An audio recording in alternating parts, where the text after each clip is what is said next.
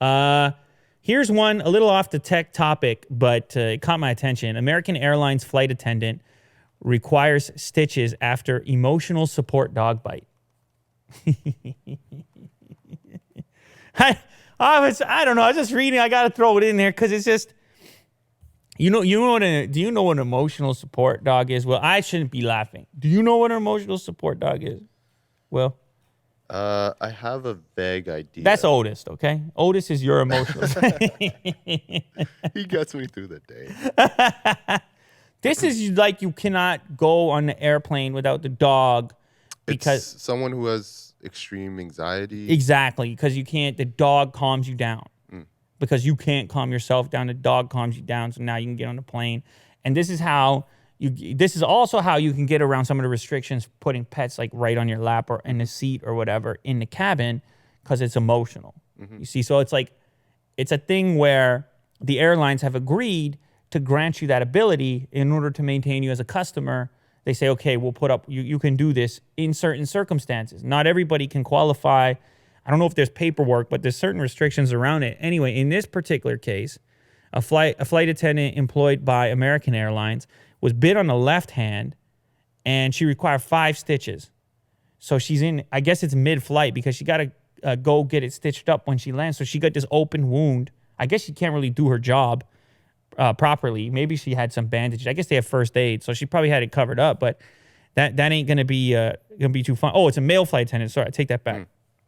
American Flight 3506, and it remains unclear at this time exactly when the staffer was bitten or why or what breed the emotional support dog was. It was enough to put 5 stitches in a man, and so you have to look. Here's the thing, Will. That's just one stage. That's like 1 degree of madness right there. Like you imagine the scene. This dog bites the person, splits them open, stitches, blood. Pretty traumatic on a flight, even as a passenger, where you start to go, I'm not really enjoying this experience that much. Some people are already nervous of flying. Maybe they don't have full-blown anxiety. Maybe they don't have their own emotional support dog, but they're sitting next to now a full-out attack and blood, and they're like, then now everybody on the flight needs an emotional support dog. There ain't enough dogs to go around because the dogs who are supposed to be supporting the emotion, they're making people more emotional. I want to know how the person felt. We need more emotional dogs in there. Yeah, and then all the emotional dogs for the emotional people are getting emotional themselves. Yeah. You see that? He's there to be emotionally supportive. He couldn't handle his emotions. This goes to show you what's wrong with emotional support in general. You got to manage your own emotions because you can't speak to the emotions of the other being that's supposedly managing yours. Yeah. Now, I don't know. Maybe this flight attendant was a little too rambunctious. Maybe he's reaching out. Maybe he's bugging the dog. I don't know. It could be. We're lacking some information here. But I'm going to take it a step deeper because there was a similar headline on a Delta airline where a passenger is officially suing the carrier after allegedly being mauled in the face by a fellow passenger's emotional support dog on a flight in 2017, suffering serious injuries to the face and upper body. And as you can see here, this individual is suing the carrier. He's suing the airline, saying, why would you let this dog onto the flight to begin with? Because it resulted in my injuries and I want some cash. So that was a headline that came out previously. And you can imagine if you do this enough, if the number of dogs on a plane goes up, this type of stuff is just going to happen more frequently. I mean, it's inevitable, right? More dogs, more teeth, more bites, right? I'm not saying dogs inherently want to bite people, but sometimes it happens. In these circumstances, it did happen. I just thought it's kind of funny. It's hilariously contradictory that the one that's on the flight to support the emotions is getting emotional, which is the dog, because dogs are dogs at the end of the day. Dogs are dogs. You can attest. You know this is true. You have a dog. Dogs are dogs. I've had dogs. That emotional dog should be trained for people coming up to them. I feel like I'm not saying it's anyone's fault, but I think there's some sort of thing that transpired, like that the dog didn't recognize. So how do you vet? How do you kind of snapped? How do you maybe vet? It's food. I don't know. But how do you vet out a dog that's capable of being an emotional support dog versus just an everyday dog. Because the way I understand it is the person needs to be able to say, look, I got this anxiety, so I got the dog. Right. But then what's the vet on the dog?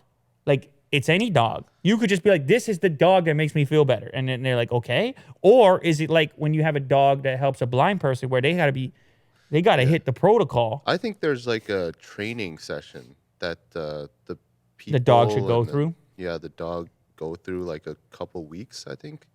I saw it on Netflix. Oh, okay. And you feel emotionally attached throughout the weeks. And, at that time, you just kind of adopt them and then they become... Okay, let me hit you with this, Willie Dude. The subject of emotional support animals on planes has proven to be one of the most hotly debated travel topics. Ever since an emotional support peacock named Dexter...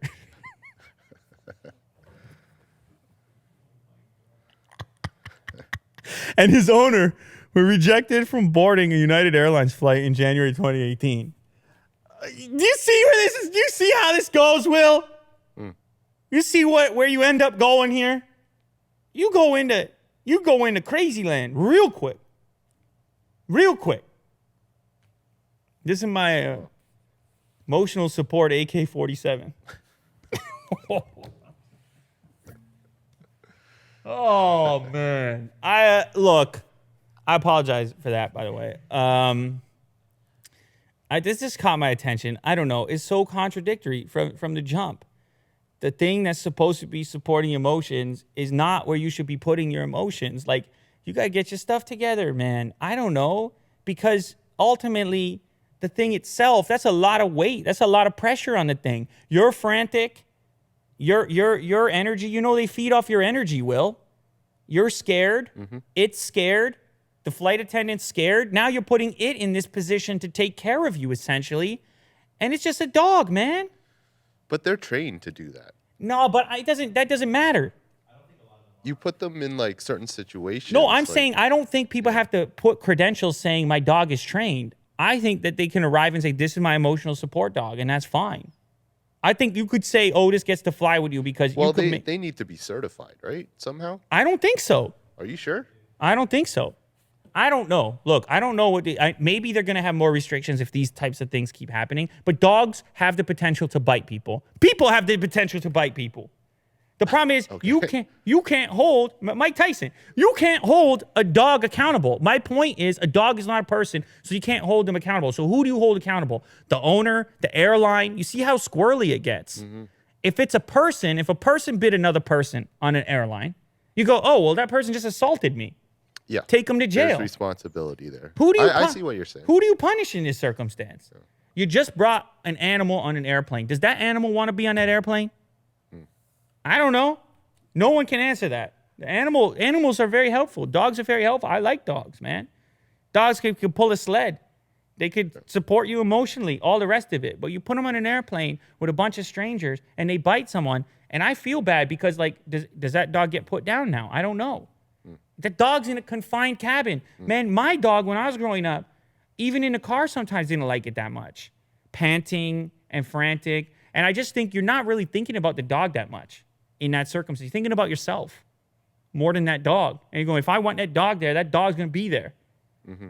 And I get it. Maybe some people, no one can take care of the dog. They need to travel. There's like all kinds of stuff going on. But I don't know. That particular dog's in rough shape now and definitely the one who mauled the other person in the face. I don't know what the outcome is for these dogs. But they run an airplane, and that can't feel all that natural. But anyway, dogs, what can you say?